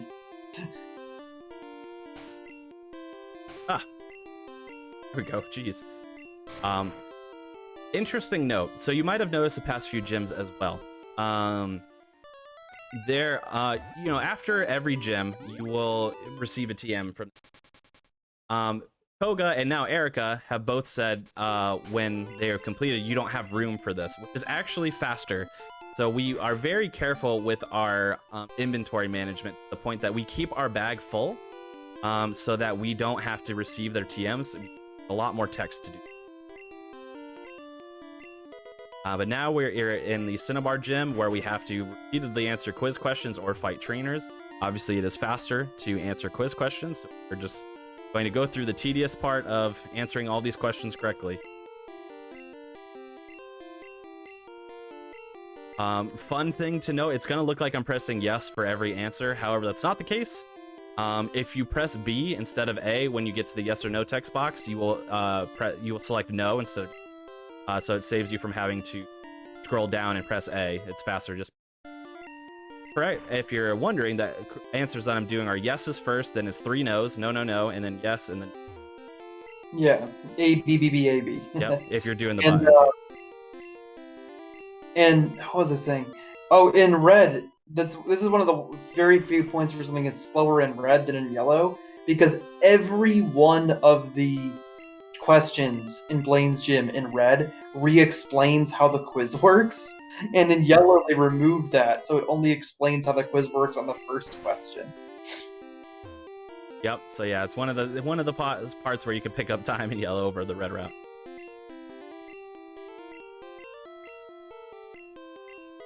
I also hold to this day that the first quiz question is contentious. The first question asks, does Caterpie evolve into Butterfree? The answer is yes, but I mean, not directly. There's a middle step there. There's the Metapod. So I remember getting that question wrong as a kid and thinking I got gypped.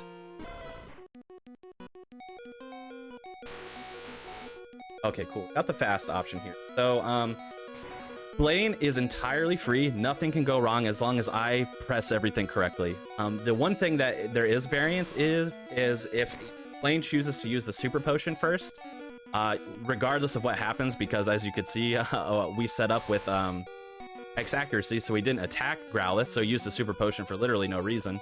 But it's faster for him to do so. The other option is that Growlithe can use ability, which if he uses agility, he'll get to do another move again because he'll be faster than us at that point.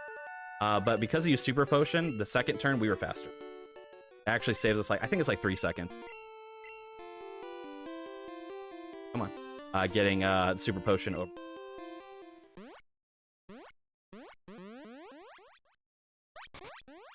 So now that's our 6th gym badge completed, and now we're gonna go to Saffron. So you might be wondering, a little strange.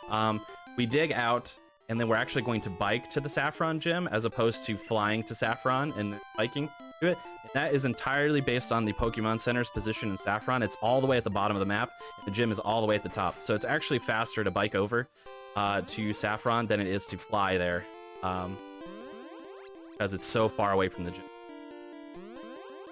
And Hunter, Conception is playing the game on the Game Boy Player, the Game Boy Player being an attachment for the GameCube. It sits on the bottom of the GameCube, and it contains the entire contents of a Game Boy Advance, so it is just like playing the game on an original Game Boy Advance. It has the same exact behavior, and that allows us to write manipulations like the encounter and Nidoran manipulation that work exactly like the original console was designed, and yet still play it on a system, the GameCube, that can be captured by a modern capturing card.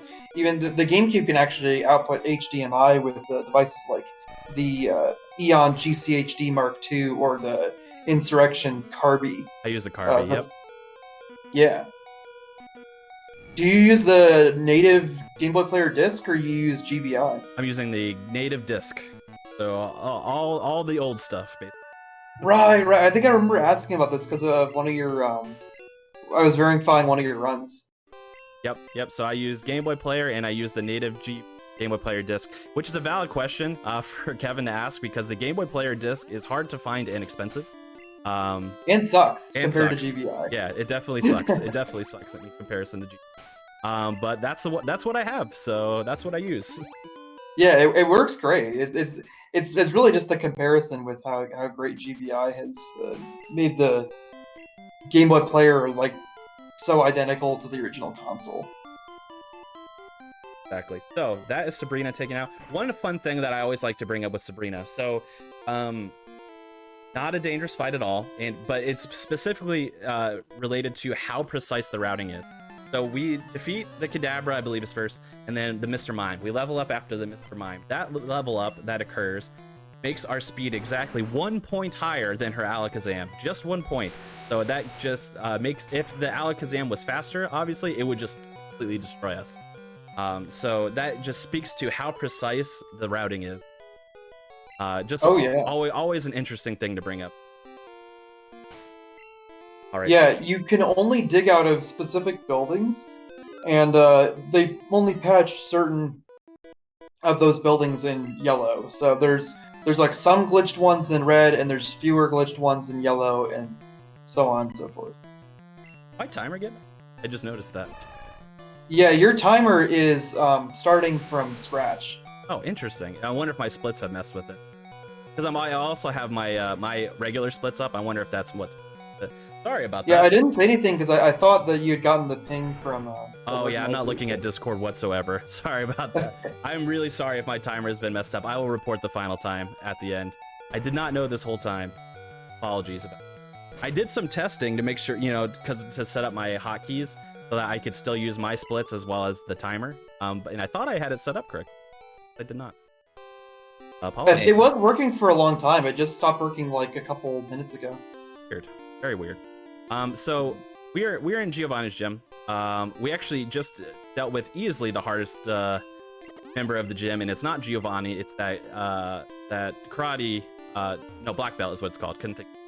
The reason why is I saved before it because if we had gotten karate chopped, we would have died most likely, unless we didn't get a crit. But karate chop is a high crit chance. The reason why, it might have been fine because, you could just easily say, you have a revive, so if you die, so what? But if I revive, it's going to take me out of red bar, and I really want to keep red bar as long as I can. To the point that even if I had died there, it's faster for me to reset and try again than to heal and have not have red bar. It's still faster. I think I could reset twice even, and still be faster. So it's definitely worth, just resetting until you get the optimal fight. But luckily we got it on the first turn. And then Giovanni is just absolutely free. Yep, unlike in yellow, where it's like, oh no! Yeah. So many crit chances.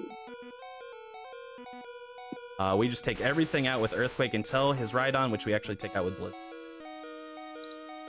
Hey, if you want, I could actually throw up a timer from this end. If you want to just tell me like around what minute and second you're at. Sure, yeah. We're about to be at 1:40:45. 1:40. By the time you get it in there. Okay. Let me know when I should start it there. Go ahead. Okay. So it's like a second or two off, but that's fine. No worries. Yes. So now we have all 8 of our badges. Remember, at the 130 mark, we had 4. So in 10 And you minutes, guys I thought got we were 4 getting badges. fast to 6. We just got another 2 more. Now we're at 8. Yep, exactly. Like I'd mentioned before, this is my solution to accidentally using Spearow when I shouldn't have. I picked up an extra revive there, so that I can revive Spearow back to life. And now, like, oh, there. Oh, so now we're heading over to Victory Road. Remember this little patch of grass is where we started our journey, more or less. No, throwback. Yes. Not to be impeded, unfortunately, by our rival yet again. So we get to fight our rival again. This fight is interesting in a few ways. So there's a lot of little variances to the route. For example, I could have grabbed a PP up earlier in their game, and that would have increased my my PP from 5 to 6 on Horn Drill, which would make this fight free. I did not do that just because it's a little bit out of the way. So what I elect to do instead is I will still use an X accuracy, though I'm not going to be using any horn drills here. And I'm going to do some unique situations here. We'll use an X accuracy and an X special. That is just to kind of take everything out. Gyarados here is fine. We just Thunderbolt it. The next Pokemon that our rival's going to use is Growlithe, which we can actually set up again on if we need to, which I'm going to use second X special here. The reason why we know we can set up, it has to do with the AI of the trainer. So if you want to talk a little bit about that, Kevin.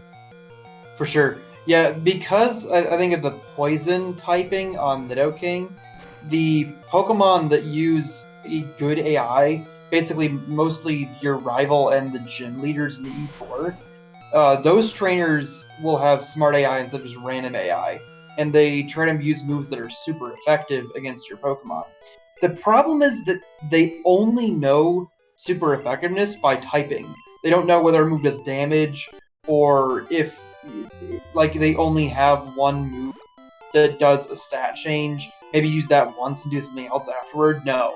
So if a Pokemon does a move like Agility that raises its speed, it will think it's super effective against you if it has a type advantage, because Agility is a psychic move, and it will repeatedly use Agility, and it can't do anything else against you.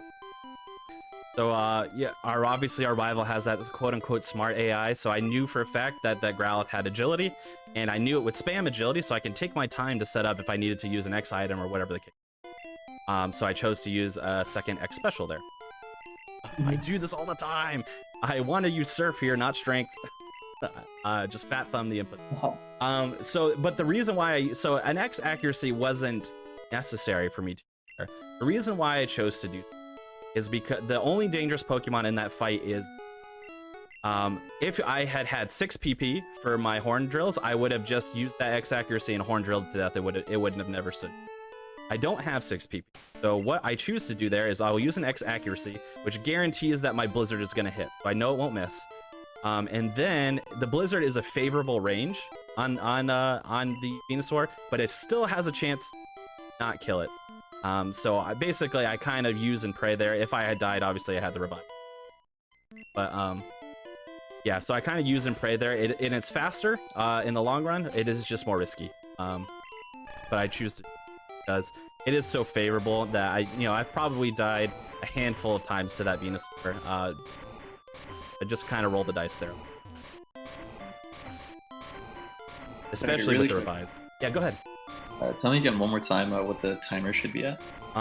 So right now it's at 1:45:05. So if we are resetting it from the beginning, set it for like 1:45:20. Perfect. Okay, I'm ready for it. All right. Go. All right, there we go. All right, so we are at Victory Road here, which, if done correctly, we will not be fighting anything in Victory Road. We are just going to solve these boulder puzzles. I say if done correctly because you can, with imprecise movement, run into trainers by accident. I'm going to attempt to not do that. But it is also precise in movement to the fact that if you move properly, you can actually save a menu by super repelling when you're meant to use a bike menu anyway. If you move improperly just by a few tiles even, you're going to have to use your repel early and not get to the bike menu in time. So I'm being a little bit slow and cautious with my movement so I can avoid having to do a menu, which would cost me like 3 seconds. Yeah, but you also can't be too slow and cautious, because if you stop and start, I believe it causes turn frames, which burn extra repel checks. Exactly. Yep. So you can't be. Yeah, you can be cautious, but not too cautious. Yeah, you have to find that middle ground.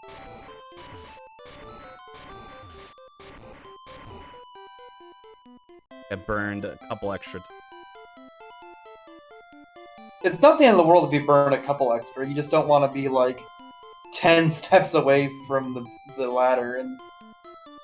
Yeah. Or 20 or 30. Yeah. Ooh, I was 1 tile away, but I knew I'd be safe if I did it. So. Nice. Pretty close. Pretty close. We take those. All right, and then this is the last ball. The menu here is a really fun one in tabs, because you get the 2 menus in quick succession with all of the using item down below, which sets your cursor back to the top, where you can use the bikes to fill really interesting menuing tech. Last boulder puzzle here. Like I said, we are not fighting any. Out.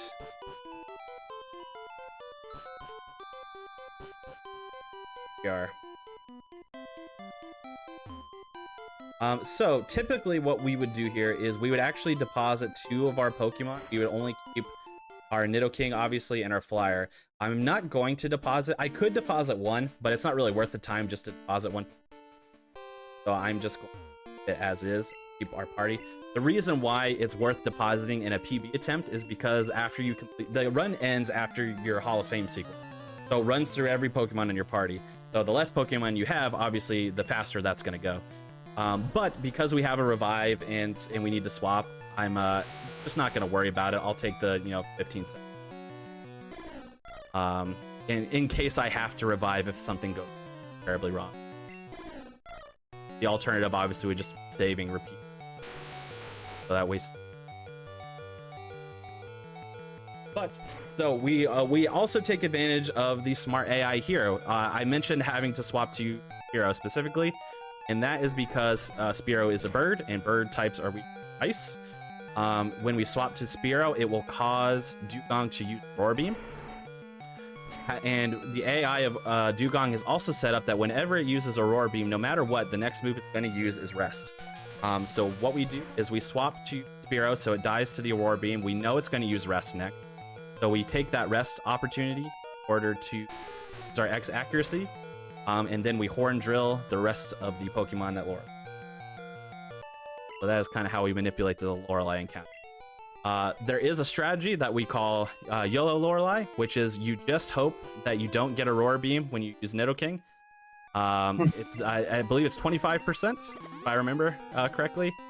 Maybe 20%. 20%. So it is unfavorable, but because of the high level competition at the top, it's almost necessary at this point. Because doing so, it's certainly not necessary, but it can be necessary in certain situations where you're really like a little bit slower than your goal time going into the E4. Right.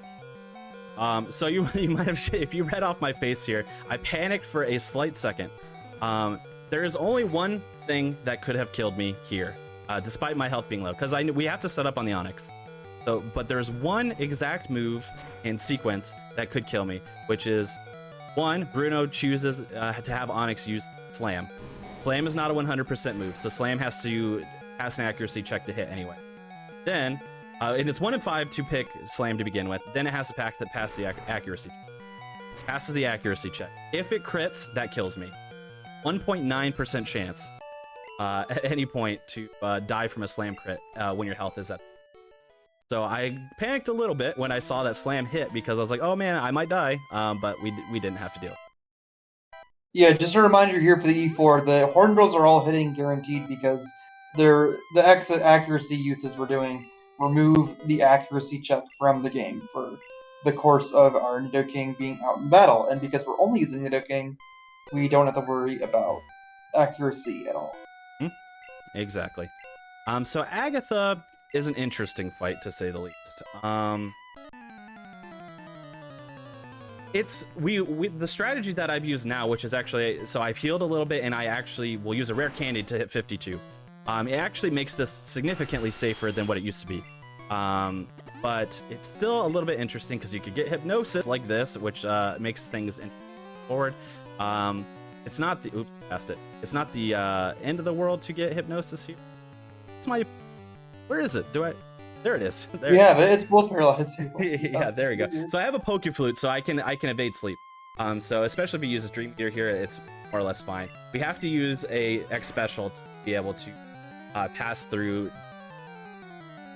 Golbat coming up with Blizzard. Pass. But once we pass that initial Gengar and we Blizzard through the Golbat, it's safe at this point.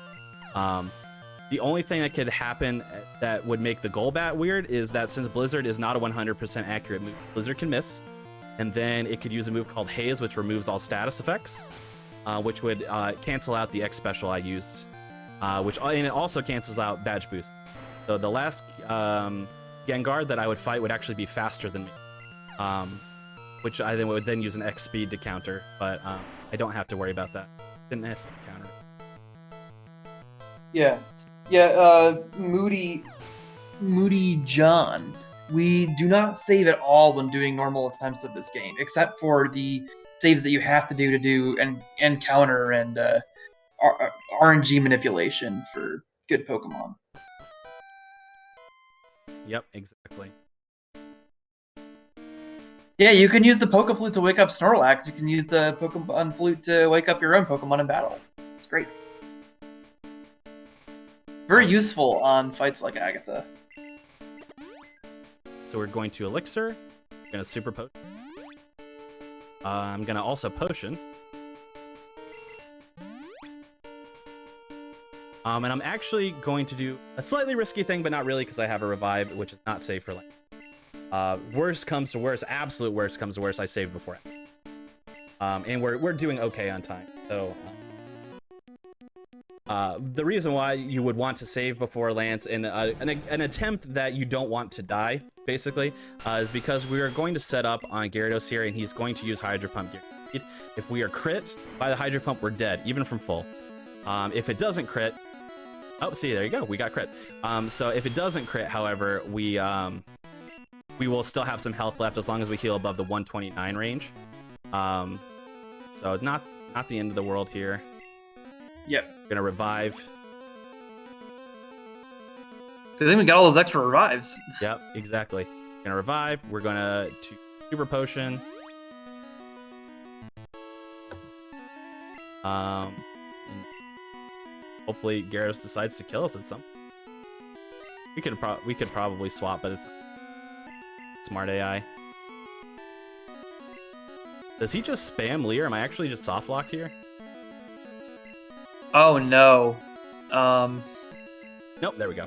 Okay, we're not soft locked. That would be confusing. I was thinking too, because Leer is a normal type move, so I know he has that Hyper wouldn't Beam. make any sense. Yeah, I was like, he has Hyper Beam. He could use that, right? Yeah, but no, we're okay. All right, so we're gonna attempt this again. Yeah, you didn't want to switch back because even if you had gotten Hydro Pump on the switchback, you needed to reuse an X item. So we would have to hit it twice, which is why I healed up again as well. But this is what you would look to get. Hit but not crit, and then now you're in red bar. That's basically what all of this means at this point is I will definitely save before our champion fight. Just to be safe. Yeah. And you wanted the Paris to die there because you didn't want to mess with your experience with the routing at the end game here being very tightly aligned to make sure you don't level up in the middle of fights at the wrong point and lose your badge boost.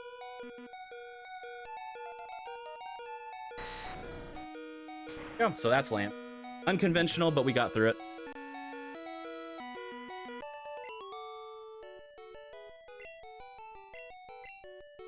So no more revives now at this point, unfortunately. So we're going to take it a little. We're going to take it safe, and we're going to save because I really don't want to have to redo multiple fights here. Yeah. We're going to Super Potion. and save. All the safety. Yep. Marathon style. All right, so this is the last fight of the game. Now, time does not end after we defeat this, defeat the champion / our rival here. We still have to, like I said, go through the Hall of Fame sequence, but it is coming up soon-ish. Grace. This fight is interesting. So we do all of our setup on his Pidgeot, which is out front. The Pidgeot could do a few different things, so we kind of have to adapt based on what happens if things get really dicey. Whirlwind is perfectly fine, actually ideal. Great, so we don't have to adapt to anything. This fight is now. It's over. We just have to go through the motion. Weirdly enough, this fight, for whatever reason, even though we have battle animations turned off, it brings them back. So we have to go through all the battle animations that we didn't get to see throughout the run. But nothing, barring me missing an input, nothing will lose this fight for us now. The Pidgeot has a few things that can get a little hairy. If it wing attacked repeatedly, I would have died. If it had used a move called Sky Attack on the first turn, I would have had to adjust my strategy a little bit. Because I used X special first, so I actually would have killed it before using an X accuracy like I did, and then I would use an X accuracy. So yeah, just a little bit of adaptation we had to. We got the ultimate safest route, which is Whirlwind twice.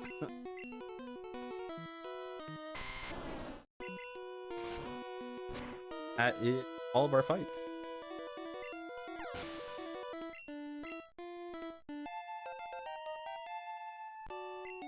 A defeat a day. Yep. Good job, Conception. Thank you. Finishing I a Pokemon run in a marathon.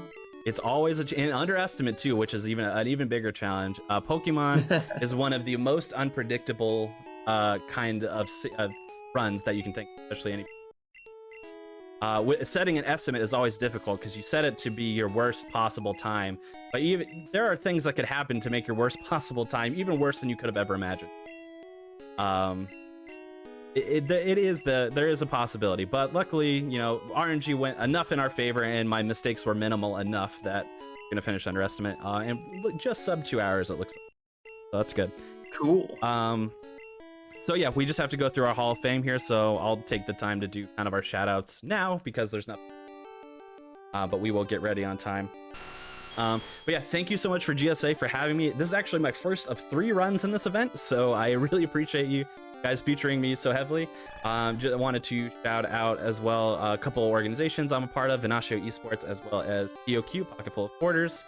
So thank you guys for having me on board your team as well. I wanted to shout out Kevin here for excellent commentary as always. Thank you so much. Thank you, Conception. I appreciated watching your run, and I hope you have a good time with the rest of your runs in the event. Yeah, thank you so much. If you like Pokemon, I'm going to be running a Tower 2 Fists run tomorrow. And then if you like other games entirely, I'm also running Grim Fandango. Here comes time. And you can see how much dying and resetting we do with that big discrepancy with the in-game time not tracking when we were doing those resets. Yeah, exactly.